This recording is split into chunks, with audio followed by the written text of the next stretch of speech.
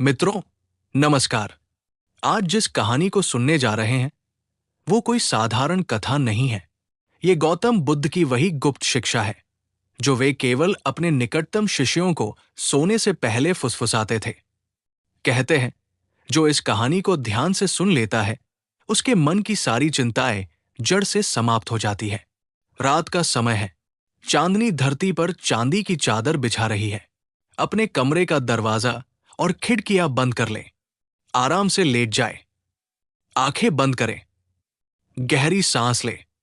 अब जैसे ही मैं ये कहानी शुरू करूंगा, कल्पना कीजिए कि आप उसी प्राचीन वन में हैं जहां बुद्ध पीपल के वृक्ष के नीचे विराजमान है और उनकी मधुर वाणी आपके कानों में अमृत घोल रही है। तो आइए, बिना एक शब्द बोले, बिना एक हरकत किए, बस सुनते रहें। बहुत समय पहले सागर के किनारे एक छोटा सा गांव बसा हुआ था। वहां एक बूढ़ी स्त्री रहती थी जिसका नाम था सुमित्रा।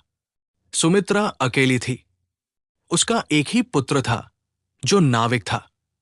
हर साल वो समुद्र के उस पार व्यापार करने जाता था और एक बार ही लौटता था। सुमित्रा को अपने पुत्र की चिंता सताती रहती थी। आंधी आती तो वो सोचती, मेरा बेटा कहीं डूब तो नहीं गया। बारिश होती तो वो सोचती, कहीं बीमार तो नहीं हो गया। रात होती तो वो बिना भोजन किए बैठी रहती, शायद आज वापस आ जाएगा। उसकी चिंता इतनी बढ़ गई कि वह दिन रात रोने लगी। उसके बाल सफेद हो गए, शरीर सूख कर कांटा हो गया, आंखों की रोशनी जाने लगी। गांव के लोग उसे चिंतित सुमित्रा कहने लगे। एक दिन गांव में ये खबर फैली कि महात्मा बुद्ध आ रहे हैं। लोग दौड़े दौड़े उनसे मिलने गए। सुमित्रा भी घिसटते हुए उनके पास पहुंची। उसने बुद्ध के चरणों में गिरकर कहा, प्रभु, मुझे मेरी चिंताओं से मुक्ति दीजिए। मैं अपने पुत्र के बिना जी नहीं सकती। बुद्ध ने उसे दोनों हाथों से उठाया और बोले, सुमित्रा, क्या तुम मेरे लिए एक काम करोगी? सुमित्रा ने कहा, जो कहेंगे करूंगी। बुद्ध ने कहा, जाओ, समुद्र के किनारे से एक मुट्ठी रेत ले आओ, लेकिन वो रेत ऐसी होनी चाहिए जिसे समुद्र की लहर ने कभी छुआ न हो। सुमित्रा सोचने लगी, ये तो बहुत आसान है। समुद्र के किनारे तो पूरा रेतीला तट है, मैं वहां से रेत ले आऊंगी। वो अगले दिन समुद्र के किनारे पहुंची। लहरें आ रही थी और जा रही थी। उसने हाथ बढ़ाकर सबसे ऊपर की सूखी रेत को छुआ। तभी एक लहर आई और उस रेत को भी भिगो गई। वो थोड़ा और पीछे गई, वहां भी रेत नम थी। वो और पीछे गई, पहाड़ी के नीचे तक चली गई। फिर भी उसे ऐसी कोई रेत नहीं मिली जिसे समुद्र ने कभी छुआ न हो। वो थकहार कर वापस बुद्ध के पास आई और बोली, प्रभु, मैं पूरे तट पर घूम आई। हर कण रेत पर कभी न कभी समुद्र की लहर ने प्रहार किया है। बुद्ध मुस्कुराए और बोले, ठीक उसी प्रकार सुमित्रा, हर मनुष्य के हृदय पर कभी न कभी दुख की लहर आई है। तुम्हारी चिंता केवल इसलिए बढ़ रही है क्योंकि तुम सोचती हो कि सिर्फ तुम्हारे पुत्र को ही खतरा है। लेकिन देखो, जिस समुद्र पर तुम्हारा पुत्र नाव चलाता है उसी समुद्र पर लाखों नाविक चलते हैं। उसी समुद्र में हजारों मछलियां, हजारों जीव रहते हैं। जिस हवा के झोंके से तुम डरती हो वही हवा पक्षियों को पंख देती है। सुमित्रा, चिंता का अर्थ है मैं नियंत्रण कर सकती हूं जिसे मैं नियंत्रित नहीं कर सकती। तुम समुद्र को रोक सकती हो, क्या तुम लहरों को थमा सकती हो? सुमित्रा ने कहा, नहीं प्रभु। तो फिर जिसे तुम बदल नहीं सकती उसकी चिंता क्यों करती हो? जो होना है वो होगा, परंतु जो आज है, ये क्षण, वो तुम्हारे पास है। इसी क्षण में तुम जीवित हो। इसी क्षण में तुम सांस ले रही हो। यही सत्य है। सुमित्रा की आंखें खुल गई। उसने उस दिन से प्रतिदिन सुबह समुद्र के किनारे जाकर लहरों को देखना शुरू कर दिया। उसने महसूस किया कि लहरें कभी अतीत में नहीं रहती, कभी भविष्य में नहीं जाती, वे बस वर्तमान में हैं। धीरे धीरे उसकी चिंताएं कम होने लगी। जब उसका पुत्र लौटा तो उसने उसे स्नेह दिया पर उसे बांधा नहीं। वो समझ गई थी, जैसे समुद्र की रेत हर दिन नई होती है, वैसे ही जीवन हर दिन नया है। चिंता पुरानी रेत है, मुक्ति नई सुबह। गौतम बुद्ध एक घने जंगल से गुजर रहे थे। उनके साथ लगभग 50 शिष्य थे। जंगल के बीचों बीच एक सुंदर झील थी, जिसके किनारे वे रुके। पानी निर्मल था, चारों तरफ हरियाली थी। वहां एक बड़ा सा पीपल का वृक्ष था, जिसके नीचे बुद्ध विराजमान हुए। शिष्य भी उनके चारों ओर बैठ गए। तभी दूर से एक युवक दौड़ता हुआ आया। उसके कपड़े फटे हुए थे, पैरों में छाले थे। वो बुद्ध के पास पहुंचकर जमीन पर गिर पड़ा और जोर जोर से रोने लगा। उसने कहा, भगवन, 3 प्रश्न मुझे जला रहे हैं। जब तक इनका उत्तर नहीं मिलता, मुझे शांति नहीं है। पहला, सबसे अच्छा समय कौन सा है? दूसरा, सबसे सही व्यक्ति कौन है? तीसरा, सबसे महत्वपूर्ण काम क्या है? बुद्ध ने उसकी पीठ पर हाथ रखा और बोले, बेटा, तुम बहुत दूर से आए हो। पहले इस झील में स्नान करो, फिर वहां उस झाड़ी से एक फूल तोड़ लाओ, फिर मैं तुम्हें उत्तर दूंगा। युवक तुरंत झील में उतरा। ठंडे पानी ने उसकी थकान मानो धो दी। उसने स्नान किया, फिर उस झाड़ी के पास गया। उस झाड़ी पर कई फूल थे। उसने एक सुंदर सा सफेद फूल तोड़ लिया और वापस आ गया। उसने फूल बुद्ध को दिया। बुद्ध ने फूल लेकर उसे सूंघा और बोले, बेटा, तुमने अभी अभी अपने तीनों प्रश्नों के उत्तर दे दिए। सुनो, जब तुम झील में उतरे तो वही सबसे अच्छा समय था, क्योंकि तुमने वहां स्नान किया, अपनी थकान उतारी। जब तुम उस झाड़ी के पास गए और उस फूल को तोड़ा, तो उस फूल का अस्तित्व ही तुम्हें सही व्यक्ति मिलने जैसा था, क्योंकि तुमने उस फूल की सुंदरता को देखा, उसे महसूस किया, और जब तुमने वो फूल मुझे दिया, तो वही सबसे महत्वपूर्ण काम था। बिना किसी स्वार्थ के, बिना किसी अपेक्षा के देना। युवक ने हैरानी से पूछा, मैं समझा नहीं भगवन। बुद्ध ने समझाया, सबसे अच्छा समय अभी है, न अतीत जो चला गया, न भविष्य जो अभी नहीं आया, बस ये क्षण। सबसे सही व्यक्ति वह है जो तुम्हारे सामने है, क्योंकि तुम उससे प्रेम कर सकते हो, उसकी सेवा कर सकते हो। और सबसे महत्वपूर्ण काम है उस व्यक्ति को खुश करना जो तुम्हारे सामने है, बिना ये सोचे कि वह तुम्हें क्या देगा। युवक की आंखों से आंसू बह निकले। उसे अपनी तमाम भटकन पर दया आई। वो बहुत दिनों से यही उत्तर ढूंढ रहा था, जबकि वो सबसे सरल था। उसने बुद्ध को प्रणाम किया और उसी क्षण वहां उनके साथ एक सप्ताह रुक गया। उसने सीखा कि जब वो अतीत की यादों में रोता था या भविष्य के सपनों में खो जाता था, तो वो अपने आसपास के लोगों और उनके दुखों को नहीं देख पाता था। अब उसने ऐसे जीने का निश्चय किया, जैसे हर दिन एक नया फूल हो, जिसे किसी और को देना है। उस रात वो पहली बार बिना किसी सवाल के गहरी नींद में सो गया। प्राचीन काल में वाराणसी शहर में एक बड़ा व्यापारी रहता था। उसका नाम घनपाल था। उसके पास अनाज के गोदाम थे, सोने चांदी के भंडार थे, हजारों नौकर थे। फिर भी उसका मन बेचैन रहता था। एक दिन उसने अपने मित्र से कहा, मुझे लगता है मेरी कोई छाया नहीं है। मित्र हंसा, तुम पागल हो गए हो। देखो, सूरज के सामने खड़े हो जाओ, तुम्हारी छाया दिखेगी। धनपाल सूरज के सामने खड़ा हुआ। उसकी छाया थी, लेकिन वो बोला, नहीं, मैं वो छाया की बात कर रहा हूं जो किसी की आंखों में दिखती है। जब लोग मुझे देखते हैं तो वे मेरा धन देखते हैं, मेरा ठाठ-बाट देखते हैं, मुझे नहीं देखते। मेरी असली छाया कहीं खो गई है। ये सुनकर मित्र ने उसे बुद्ध के पास जाने की सलाह दी। धनपाल ने अगले ही दिन यात्रा शुरू कर दी। बहुत दूर एक उपवन में बुद्ध ठहरे हुए थे। धनपाल ने जाकर प्रणाम किया और अपनी सारी व्यथा सुना दी। बुद्ध चुपचाप उठे और उसे लेकर एक खेत की ओर चल दिए। खेत में एक किसान हल चला रहा था। बुद्ध ने किसान से पूछा, भैया, तुम्हें क्या चाहिए? किसान ने कहा, प्रभु, बस इतना कि मेरा बैल स्वस्थ रहे बारिश समय पर हो और मेरी पत्नी को भूख न लगे, बस इतना चाहिए। बुद्ध फिर धनपाल को लेकर एक साधु के पास गए जो एक गुफा में ध्यान कर रहा था। बुद्ध ने साधु से पूछा, तुम्हें क्या चाहिए? साधु ने आंखें खोले बिना कहा, प्रभु, मैं कुछ नहीं चाहता। यदि कुछ चाहता तो फिर साधु कैसा? बुद्ध तीसरे व्यक्ति के पास ले गए, एक छोटी सी लड़की के पास जो टूटी हुई गुड़िया को सहला रही थी। उन्होंने पूछा, बेटा, तुम्हें क्या चाहिए? लड़की ने मासूमियत से कहा, मुझे कुछ नहीं चाहिए, बस ये गुड़िया ठीक हो जाए तो वो फिर से मेरी सहेली बन जाए। बुद्ध वापस आए और धनपाल से बोले, देखा, किसान को सिर्फ रोटी चाहिए, साधु को कुछ नहीं चाहिए, लड़की को प्यार चाहिए, लेकिन तुम्हें सिर्फ अपनी छाया चाहिए।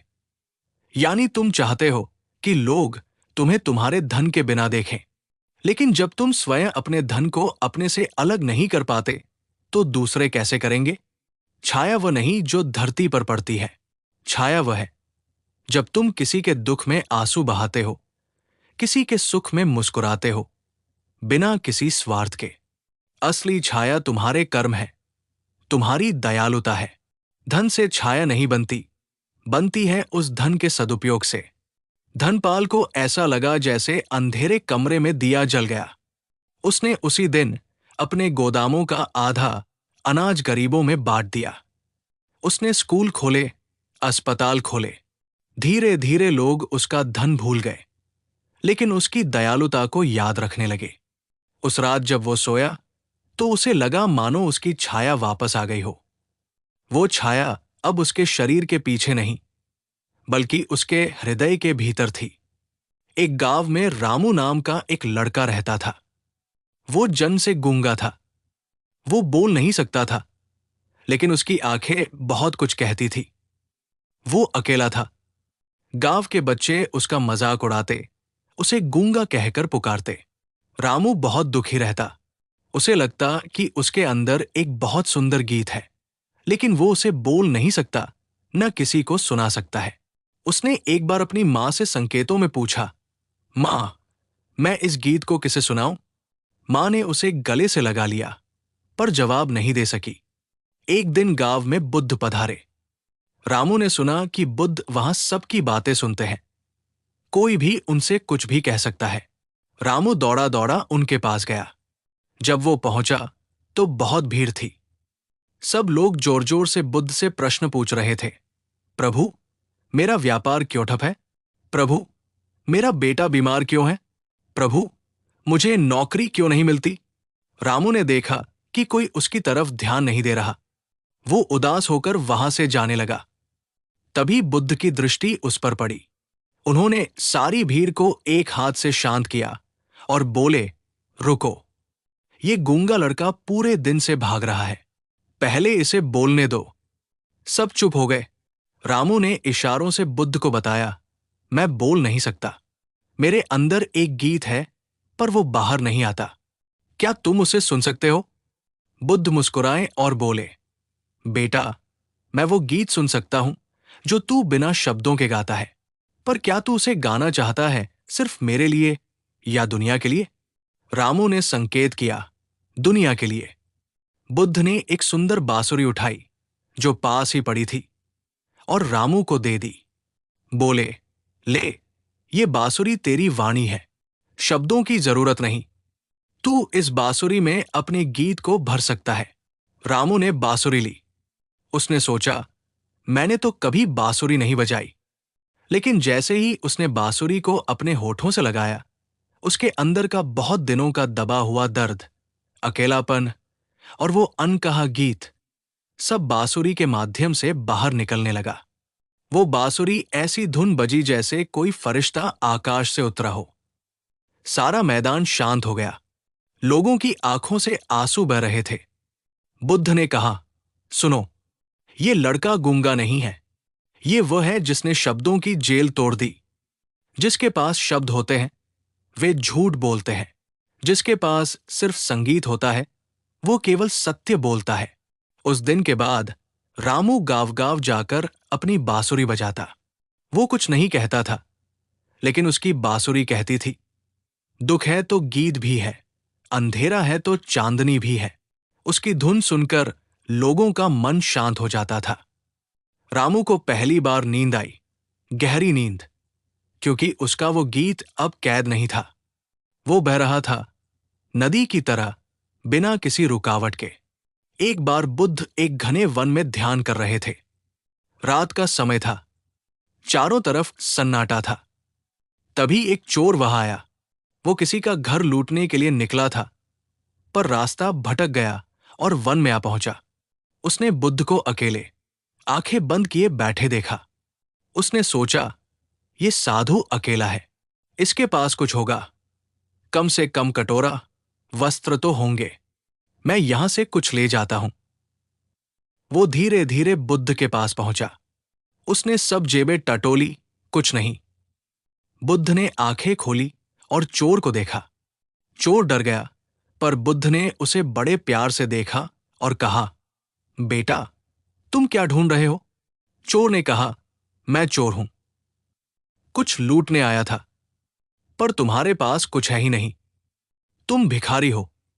बुद्ध मुस्कुराए, ये सच है, मेरे पास कुछ नहीं है, पर मैं तुम्हें कुछ दे सकता हूं, जो कभी चोरी नहीं हो सकता। चोर ने हैरानी से पूछा, क्या?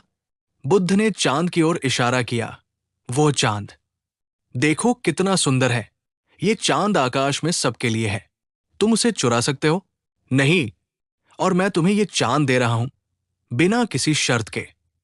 चोर ने ऊपर देखा। चांदनी जमीन पर बिखरी हुई थी। उसने महसूस किया, उसने कभी चांद को इस तरह नहीं देखा था। बुद्ध ने कहा, चोर होना कोई पाप नहीं है, भूख से मरने से बेहतर है कि तुम रोटी चुराओ। पर तुम जो चुराते हो, वो तुम्हें कभी तृप्त नहीं करेगा, क्योंकि तुम एक खाली पात्र हो, और खाली पात्र को जितना भी भरो, खाली ही रहता है जब तक उसके तले में छेद है। वो छेद है मुझे और चाहिए की भावना। चोर ने पूछा, वो छेद कैसे बंद करूं? बुद्ध ने कहा, रुको, आज की रात मेरे साथ बैठो, कुछ मत करो, सिर्फ चांद को देखो। चोर पूरी रात बुद्ध के साथ बैठा रहा। सुबह होने लगी। सूरज उगने से पहले, जब सितारे धुंधले हो रहे थे, चोर के मन में पहली बार शांति का अनुभव हुआ। उसने बुद्ध से कहा, मैं चोरी नहीं करूंगा, पर भूख लगेगी तो क्या करूंगा? बुद्ध ने कहा, तुम मेरे पास रहो, भूख लगेगी तो भिक्षा मांगना सीखोगे, पर याद रखना, भिक्षा मांगने का अर्थ दूसरों का कुछ लेना नहीं है। भिक्षा मांगने का अर्थ है अपने अहंकार को मांगना, अपनी मांग को छोड़ना। चोर बुद्ध के साथ ही रुक गया। वो बाद में एक साधु बना। लोगों को उसकी बातें सुनकर बहुत आश्चर्य होता, क्योंकि वो बड़ी ही गहराई से समझता था कि चोरी का दुख क्या होता है और त्याग का सुख क्या है। जब उससे पूछा जाता, तुम्हें ज्ञान कैसे मिला? तो वो कहता, एक रात मैंने चांद चुराने की कोशिश की थी, लेकिन चांद ने मुझे चुरा लिया। एक बहुत पुरानी कथा है। किसी राज्य में एक राजा था, चक्षुश्रवा। वो जन्म से अंधा था। उसकी आंखें नहीं देखती थी, लेकिन उसकी सुनने की शक्ति अद्भुत थी। वो पक्षियों के पंखों की सरसराहट से बता सकता था कि कौन सा पक्षी है। वो लोगों के पैरों की आहट से उनका मूड पहचान लेता था। राज्य में सब उससे प्रेम करते थे, पर एक दिन एक नए मंत्री ने आकर कहा, महाराज, आप राजा हैं, आप अंधे हैं, लोग आपकी पीठ पीछे हंसते हैं, एक दर्पण बनवाइए जिसमें आप अपना मुख देख सकें। राजा ने कहा, पर मैं तो देख ही नहीं सकता, दर्पण का क्या उपयोग? मंत्री बोला, दर्पण केवल आंखों के लिए नहीं होते महाराज, मैं ऐसा दर्पण बनवाऊंगा जो आपको आपकी आवाज सुनाएगा। आपकी आवाज में आपका असली रूप होता है। राजा को यह बात अच्छी लगी। मंत्री ने एक अद्भुत दर्पण बनवाया। वो दर्पण था एक सुनहरी थाली जैसा, पर उसमें चेहरा नहीं, बल्कि ध्वनि परिलक्षित होती थी। राजा ने उस दर्पण के सामने बैठकर कहा, मैं राजा हूं। दर्पण ने वही आवाज लौटाई, मैं राजा हूं। राजा ने कहा, मैं दयालु हूं। दर्पण ने कहा, मैं दयालु हूं। राजा बहुत खुश हुआ। उसने रोज उस दर्पण से बातें करना शुरू कर दिया। कुछ महीनों बाद एक संत उस राज्य में आए। राजा ने उन्हें वह दर्पण दिखाया और कहा, देखो, ये दर्पण मुझे बताता है कि मैं कैसा हूं। मैं इसमें अपनी ही आवाज सुनता हूं। ये मेरा सबसे प्रिय खिलौना है। संत मुस्कुराए और बोले, महाराज, क्या आपने कभी इस दर्पण के सामने मौन रहकर अपनी सांसें सुनी हैं? राजा ने कहा, नहीं, मैं तो हमेशा कुछ न कुछ कहता हूं। संत ने कहा, कल सुबह इस दर्पण के सामने बिना कुछ कहे सिर्फ अपनी सांसों को सुनिए। राजा ने अगली सुबह ऐसा ही किया। वो चुप बैठा रहा।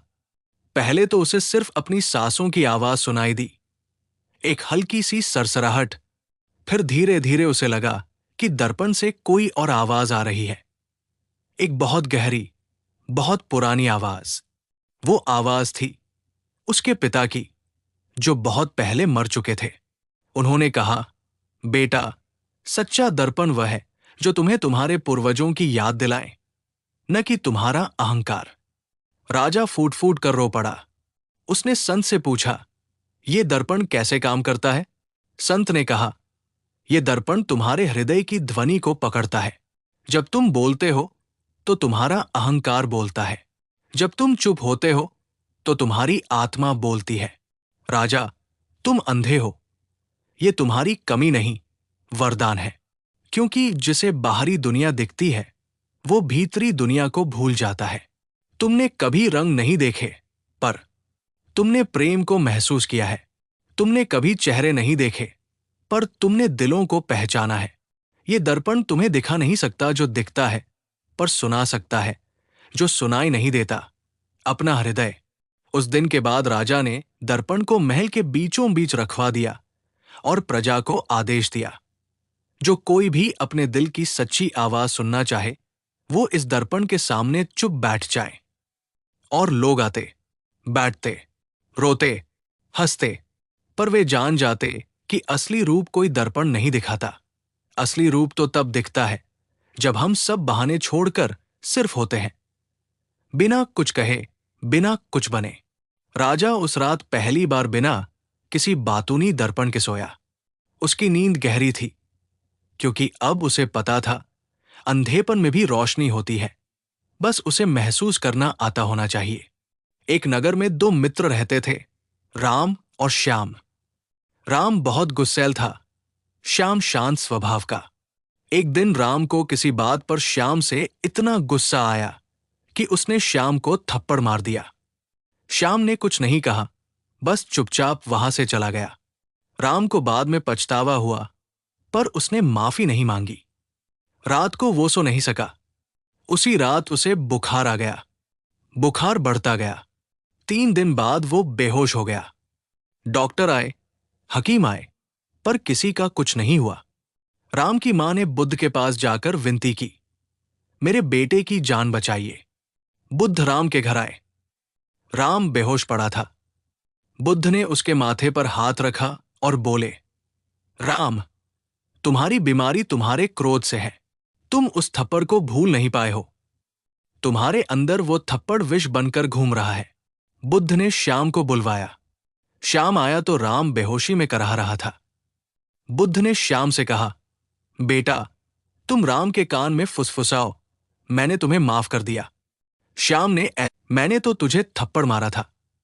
श्याम ने कहा, तूने थप्पड़ मारा तो तेरा हाथ दुखा होगा। मेरे गाल को तो कुछ नहीं हुआ, पर मैंने देखा कि तू रात को सो नहीं सका। तेरा दुख मेरे दुख से बड़ा था, इसलिए मैंने तुझे माफ कर दिया। अपने लिए नहीं, तेरे लिए। बुद्ध ने सबको संबोधित किया और कहा, सुनो, क्षमा का अर्थ ये नहीं कि तुम दूसरे को उसके किए की सजा माफ कर दो। क्षमा का अर्थ है तुम अपने हृदय में जहर न रखो, क्योंकि वो जहर पहले तुम्हें ही मारता है। राम ने थप्पड़ मारा, पर उसका शरीर बीमार पड़ा। श्याम को किसी ने कुछ नहीं किया, वो चैन से सोता रहा। जो माफ नहीं करता वो अपनी ही जेल बनाता है। जो माफ करता है वो उस जेल से बाहर निकलता है। क्षमा कमजोरी नहीं, सबसे बड़ी ताकत है। राम ने उस दिन के बाद कभी किसी पर हाथ नहीं उठाया। उसने सीखा कि गुस्से का असली परिणाम वो भोगता है जो गुस्सा करता है, न कि वो जिस पर गुस्सा किया जाता है। उसने रात को सोने से पहले हर दिन खुद से पूछना शुरू कर दिया, क्या मैंने आज किसी के प्रति क्रोध किया? क्या मैंने उसे माफ कर दिया? यदि नहीं किया था तो वो मन ही मन उसे माफ कर देता। धीरे धीरे उसकी नींदें गहरी होने लगी। उसके चेहरे पर वो शांति आ गई जो क्षमा के बिना नहीं आ सकती। बुद्ध कहते थे, एक मुट्ठी नमक अगर एक कटोरी पानी में डाल दो तो वो पानी पीने योग्य नहीं रहेगा, पर वही नमक अगर एक बड़ी झील में डाल दो तो झील का पानी वैसे ही मीठा रहेगा। अपने हृदय को झील बनाओ, कटोरी नहीं, तभी क्षमा का अमृत पी सकोगे। एक बार बुद्ध अपने शिष्यों के साथ एक पहाड़ी पर चढ़ रहे थे। पहाड़ी पर घने वृक्ष थे। शरद ऋतु थी। सारे पत्ते पीले होकर गिर रहे थे। हवा चलती तो सैकड़ों पत्ते हवा में नाचते, फिर धीरे धीरे जमीन पर आ बैठते। एक शिष्य ने कहा, भगवन, ये पत्ते कितने सुंदर हैं, पर ये क्यों गिरते हैं? क्या ये दुखी नहीं होते? बुद्ध ने एक पत्ता हाथ में लिया और बोले, पत्ता दुखी नहीं होता, क्योंकि पत्ता जानता है कि गिरना उसकी स्वाभाविक प्रक्रिया है। वह बस होता है, उगता है, फैलता है, हरा होता है, पीला होता है और फिर धीरे धीरे धरती पर लौट जाता है। ये कोई दुख नहीं, ये एक पूर्णता है। मनुष्य दुखी होता है क्योंकि वो सोचता है कि वो कभी नहीं गिरेगा। वो अपने आप को पत्ते से अलग समझता है, जबकि वह भी उसी वृक्ष का हिस्सा है। शिष्य ने पूछा, भगवन, क्या आप भी कभी गिरेंगे? बुद्ध मुस्कुराए, जो उगता है वो गिरता ही है, पर गिरना मृत्यु नहीं है। गिरना धरती का आलिंगन है। जैसे बच्चा मां की गोद में लौटता है, वैसे ही पत्ता धरती की गोद में लौटता है। मैं भी एक दिन इस वृक्ष का पत्ता बनूंगा और गिरूंगा बिना किसी पछतावे के। शिष्य की आंखों में आंसू आ गए। उसने कहा, भगवन, पर हम आपके बिना कैसे रहेंगे? बुद्ध ने हवा में उड़ते पत्तों की ओर इशारा किया। देखो, एक पत्ता गिरता है तो उसकी जगह नया पत्ता आता है, पर वो पुराना पत्ता कहाँ चला जाता है? वो मिट्टी बन जाता है।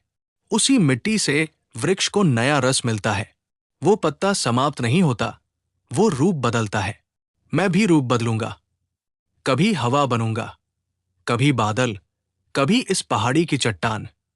इसलिए मुझे मत रोको, बल्कि उसी तरह जियो जैसे पत्ते जीते हैं, बिना डरे, बिना चिपके, बस बहते हुए। उस रात शिष्यों ने पहली बार पतझड़ के पत्तों की सरसराहट को प्रेम से सुना। उन्होंने महसूस किया कि जीवन का हर पल एक पत्ते की तरह अनमोल है। न उसको पकड़ना है, न उसको फेंकना है, बस उसको होने देना है। वे शांति से सो गए, क्योंकि उन्हें समझ में आ गया था, जैसे पत्ता धरती से लिपट जाता है, वैसे ही वे अपने बिस्तर से लिपट गए, बिना किसी चिंता के, बिना किसी सवाल के। बुद्ध की शिक्षा उस रात उनके अंदर उतर गई। मृत्यु भी एक नृत्य है, यदि जीवन नृत्य है। कहानी 9। वो नदी जो उल्टी बही। एक गांव में भयंकर सूखा पड़ा। नदियां सूख गई, पेड़ पीले पड़ गए। गांव के लोगों ने पूजा अर्चना शुरू कर दी। उन्होंने देवताओं को बलि चढ़ाई, यज्ञ किए, पर बारिश नहीं हुई। तब एक युवक ने बुद्ध से जाकर पूछा, प्रभु, हमने सब किया, फिर भी बारिश क्यों नहीं हो रही? बुद्ध ने कहा, मेरे साथ चलो, मैं तुम्हें दिखाता हूं। वे एक सूखी नदी के किनारे पहुंचे। बुद्ध ने युवक से कहा, अब तुम इस नदी से कहो, उल्टी बहो। युवक हंसा, ये कैसे संभव है प्रभु? नदी हमेशा नीचे की ओर बहती है, ऊपर नहीं। बुद्ध बोले, ठीक है, तो फिर तुम नदी की दिशा क्यों बदलना चाहते हो? बारिश होनी है तो होगी, नहीं होनी है तो नहीं होगी। पर तुम नदी से ये मत कहो कि उल्टी बहो, बल्कि नदी को देखो, वो सूखी है, पर उसके पत्थर वैसे ही है, उसके किनारे वैसे ही है, नदी का अस्तित्व सिर्फ पानी से नहीं है, वो अपने आप में एक सत्य है। उसी तरह तुम्हारा गाँव बारिश के बिना भी एक गाँव है। युवक ने कहा, प्रभु, तो हमें क्या करना चाहिए? बुद्ध ने कहा, नदी के पत्थरों को इकट्ठा करो, उनसे एक छोटा सा बांध बनाओ। जब बारिश होगी तो पानी रुकेगा, और अगर बारिश नहीं हुई तो भी तुमने कुछ तो किया। तुमने पत्थरों को एक जगह इकट्ठा किया, उन्हें एक अर्थ दिया। कर्तव्य करो, फल की चिंता मत करो।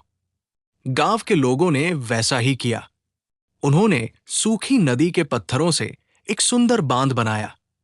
कुछ ही दिनों में जैसे प्रकृति ने उनकी मेहनत देखी, दूर से बादल उमड़े और भारी बारिश हुई। नदी भर गई, बांध में पानी इकट्ठा हो गया, गांव हरा भरा हो गया। तब बुद्ध ने कहा, देखा, तुमने पत्थर इकट्ठे किए बिना कोई शिकायत की, कोई प्रार्थना नहीं। तुमने कर्म किया, कर्म ही पूजा है। नदी उल्टी नहीं बही, पर तुमने उसके साथ बहना सीख लिया। उस घटना के बाद से गांव के लोग किसी भी मुसीबत में पहले प्रार्थना नहीं, बल्कि कर्म करते थे। वे समझ गए थे कि चमत्कार किसी देवता से नहीं, बल्कि अपने हाथों से होते हैं। बुद्ध की ये कहानी सुनकर उस रात युवक को गहरी नींद आई, क्योंकि उसने चिंता करना छोड़ दिया था और करना शुरू कर दिया था। और जब करता है तो चिंता अपने आप मर जाती है। कहानी 10। वह दिया जो सबको दिखा, खुद को नहीं। बुद्ध के शिष्य आनंद एक दिन बहुत परेशान हुए।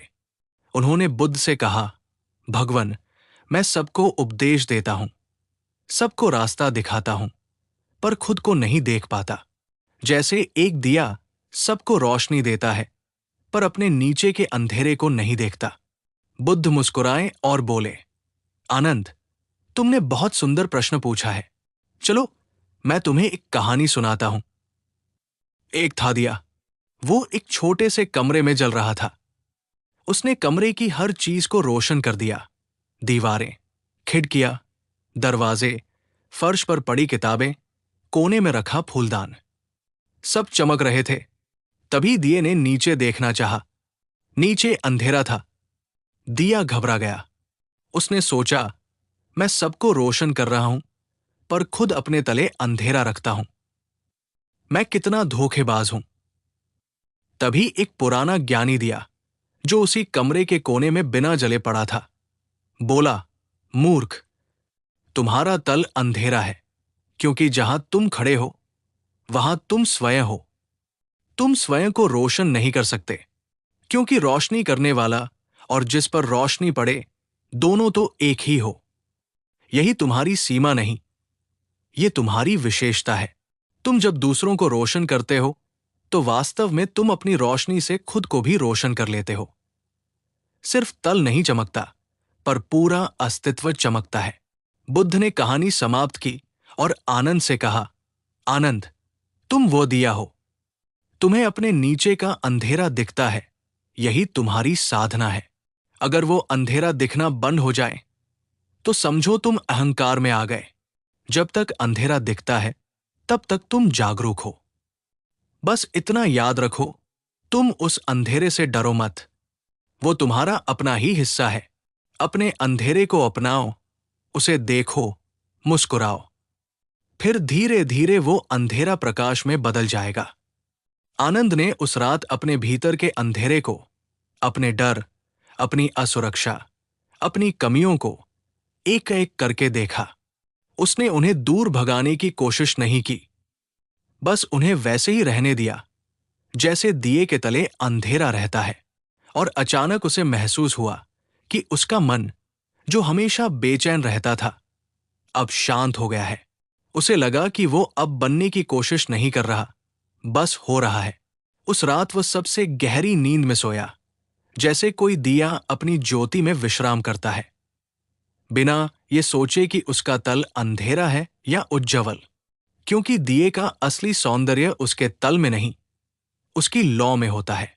और इंसान का असली सौंदर्य उसकी कमियों में नहीं, उन कमियों को स्वीकार करने की क्षमता में होता है।